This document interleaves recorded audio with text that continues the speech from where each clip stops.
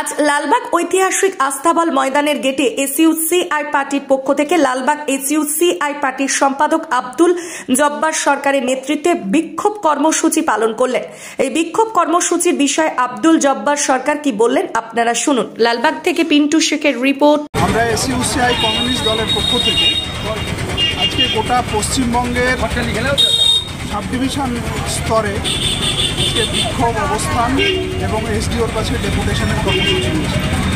আপনারা জানেন যে আজকে মূল্যবৃদ্ধি, বেকারি এবং শিক্ষা এবং স্বাস্থ্য নিয়ে যে সাংঘাতিক ব্যবসা চলছে তার প্রতিবাদে আমরা এই কর্মসূচি নিয়েছি।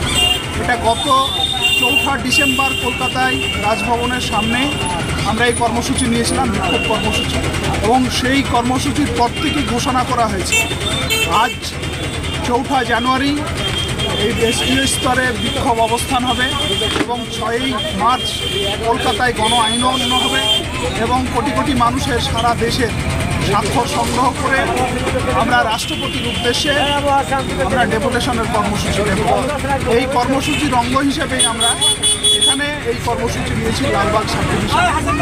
ফলে আমরা সমস্ত স্তরের মানুষের কাছে আমরা এই কথাটাই বলতে চেয়েছি যে আজকে যে গোটা দেশের ভয়াবহ পরিস্থিতি, আজকে চাকরি নিয়ে যে সাংঘাতিক তোলাবাজি দুর্নীতি চলছে, আজকে শিক্ষা স্বাস্থ্য সমস্ত সাধারণ মানুষের নাগালের বাইরে চলে যাচ্ছে, এগুলোর বিরুদ্ধে প্রচলিত যে রাজনীতি, কার কত ভোট বেশি, কার কত নেতা মন্ত্রী এমএলএ এমপি বেশি, তার নিরিখে মানুষ যদি তার পেছনে ছোটে তাহলে কিন্তু যথার্থভাবে মানুষের মুক্তি হবে না।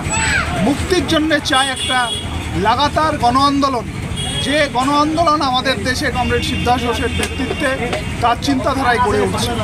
ফলে আমরা আজকে আরেকটা কথা বলতে চাইছি যে আগামী 21 জানুয়ারি মহামতি লেনিন যে রাশিয়ায় হাতে কলমে যে স্বর্গরাজ্য তিনি গড়ে তুলেছিলেন তার হচ্ছে মৃত্যু শতবর্ষ।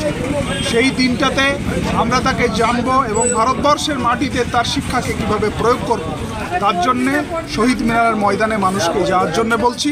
এবং যে ধারাবাহিক আন্দোলন চলছে সেই ধারাবাহিক আন্দোলনে সাধারণ মানুষের সহযোগিতা এবং বিভিন্ন ধরনের সাহায্যের প্রত্যাশা জানিয়ে আজকের এই কর্মসূচি আমরা নিয়েছিলাম, এখানে আমরা শেষ করলাম।